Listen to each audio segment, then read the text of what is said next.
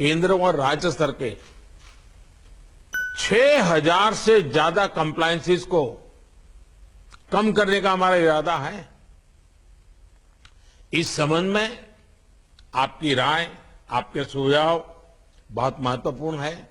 हो सकता है वेबिनार में उतना टाइम न मिले, आप मुझे लिखित भेज सकते हैं। हम इसको गंभीरता से लेने वाले हैं, क्योंकि कंप्लायंस का बर्डन कम होना ही चाहिए। टेक्नोलॉजी आ गई है, हर चीज को बार बार ये फॉर्म भरो, वो फॉर्म भरो, दिखना भरो, ये इस चीजों से मुझे मुक्ति देनी है जी। इसी प्रकार लोकल लेवल पर एक्सपोर्ट को प्रमोट करने के लिए एक्सपोर्टर्स और प्रोड्यूसर्स को ग्लोबल प्लेटफॉर्म उपलब्ध कराने के लिए आज सरकार अनेक क्षेत्रों में काम कर रही है। इससे एमएसएमईज हो, किसान हो, छोटे छोटे हस्तशिल्पी हो, सभी को एक्सपोर्ट के लिए बहुत मदद मिलेगी। साथियों, प्रोडक्शन लिंक इंसेंटिव योजना के पीछे भी मैन्युफैक्चरिंग और एक्सपोर्ट का विस्तार करने की ही हमारी भावना है। दुनिया भर की मैन्युफैक्चरिंग कंपनियां भारत को अपना बेस बनाएं और हमारी घरेलू इंडस्ट्री, हमारे एमएसएमईज की संख्या और सामर्थ्य का विस्तार हो, इस सोच के साथ हम इस वेबिनार में कॉन्क्रीट योजनाओं को अगर रूप दे सकते हैं तो जिस फिलॉसफी को लेकर के बजट आया है वो परिणामकारी सिद्ध होगा। इस योजना का मकसद अलग अलग सेक्टर्स में भारतीय उद्योगों की कोर कॉम्पिटेंसीज और एक्सपोर्ट में ग्लोबल प्रेजेंस का दायरा हमें बढ़ाना ही होगा। सीमित जगह पे, सीमित देशों में, सीमित आइटम लेकर के और हिंदुस्तान के 2-4 कोने में से ही एक्सपोर्ट, ये स्थिति हर प्रकार से बदलनी है। हिंदुस्तान का हर जिला एक्सपोर्ट में क्यों ना हो, दुनिया का हर देश भारत से इंपोर्ट क्यों न करता हो, दुनिया के हर देश में हर इलाके में क्यों ना हो, हर प्रकार की चीजें क्यों ना हो। पहले की योजनाओं और मौजूदा योजनाओं में आपने भी एक स्पष्ट अंतर देखा होगा। पहले इंडस्ट्रियल इंसेंटिव्स एक open ended input based subsidies का प्रावधान होता था। अब इसको एक कॉम्पिटिटिव प्रोसेस के माध्यम से टारगेटेड परफॉर्मेंस बेस्ड बनाया गया है। पहली बार 13 सेक्टर्स को इस प्रकार की योजना के दायरे में लाना हमारा कमिटमेंट दिखाता है। साथियों, ये पीएलआई जिस सेक्टर के लिए है उसको तो ये लाभ हो ही रहा है, इससे उस सेक्टर से जुड़े पूरे इकोसिस्टम का बहुत फायदा होगा। ऑटो और फार्मा में पीएलआई से ऑटो पार्ट्स, मेडिकल इक्विपमेंट्स और दवाओं के रॉ मटेरियल से जुड़ी विदेशी निर्भरता बहुत कम हो जाएगी। Advance cell batteries, solar PV modules और स्पेशलिटी स्टील, इसको मिलने वाली मदद से देश में एनर्जी सेक्टर आधुनिक होगा। हमारा अपना रॉ मटेरियल, हमारा अपना लेबर, हमारी अपनी स्किल, हमारा अपना टैलेंट, हम कितना बड़ा जंप लगा सकते हैं। इसी तरह टेक्सटाइल और फूड प्रोसेसिंग सेक्टर को मिलने वाली पीएलआई से हमारे पूरे एग्रीकल्चर सेक्टर को लाभ होगा। हमारे किसानों, पशुपालकों, मछुआरों यानी पूरी ग्रामीण अर्थव्यवस्था पर इसका सकारात्मक असर पड़ेगा, आय बढ़ाने में मदद मिलेगी।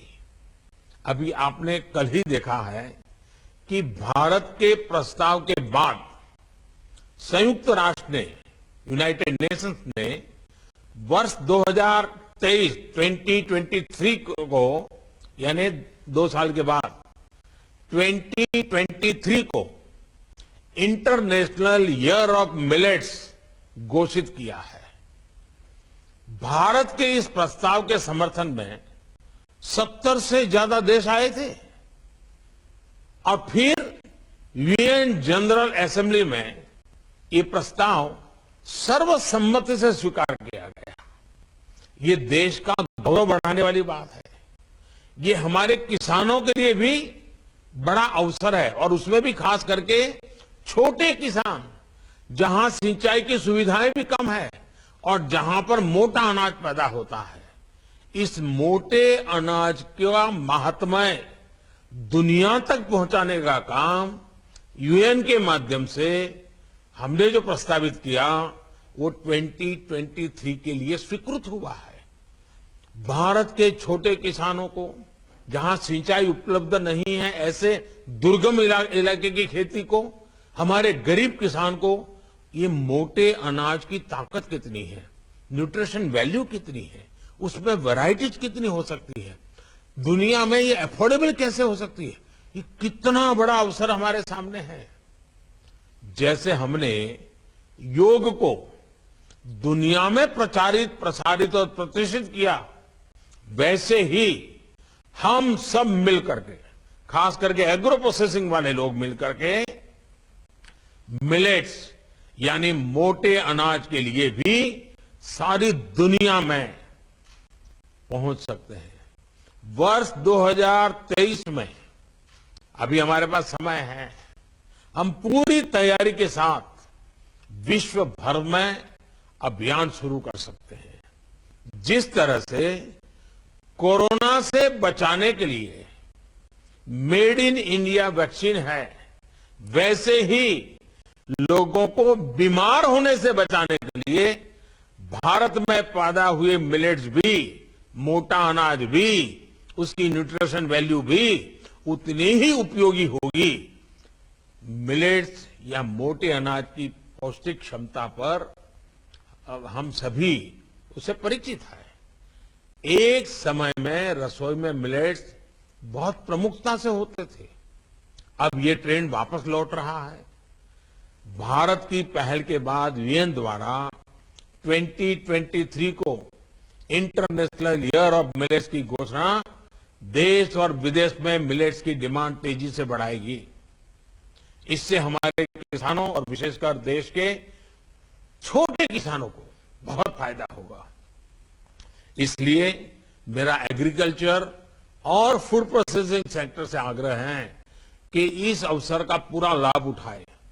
मैं तो आज भी आपके वेबिनार से कोई सुझाव निकलते हैं, एक छोटा टास्क फोर्स बनाया जाए जिसमें पब्लिक प्राइवेट पार्टनरशिप का मॉडल हो और हम इस मिलेट्स मिशन को कैसे आगे बढ़ा सकते हैं दुनिया में, इस पर हम सोच सकते हैं। ऐसी कौन सी वैरायटीज बन सकती हैं जो दुनिया के अलग अलग देशों के टेस्ट के अनुकूल भी हो और हेल्थ के लिए बहुत ताकतवर हो। साथियों, इस वर्ष के बजट में पीएलआई स्कीम से जुड़ी इन योजनाओं के लिए करीब 2 लाख करोड़ रुपए का प्रावधान किया गया है। प्रोडक्शन का औसतन 5% इंसेंटिव के रूप में दिया गया है। यानी सिर्फ पीएलआई स्कीम के द्वारा ही आने वाले 5 सालों में लगभग $520 बिलियन का, $520 बिलियन का प्रोडक्शन भारत में होने का अनुमान है।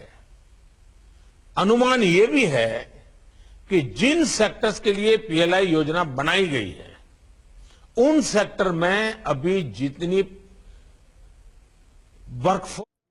तो देश के बड़े कारोबारियों के साथ प्रधानमंत्री नरेंद्र मोदी संवाद कर रहे हैं, वीडियो कॉन्फ्रेंसिंग के साथ जुड़े हैं और इंडस्ट्री पर वेबिनार और मोदी प्रधानमंत्री आत्मनिर्भर कैसे बना जाए इसका मंत्र दे रहे हैं। परवाह देश की, सोमवार से शुक्रवार रात 10 बजे TV9 भारतवर्ष पर।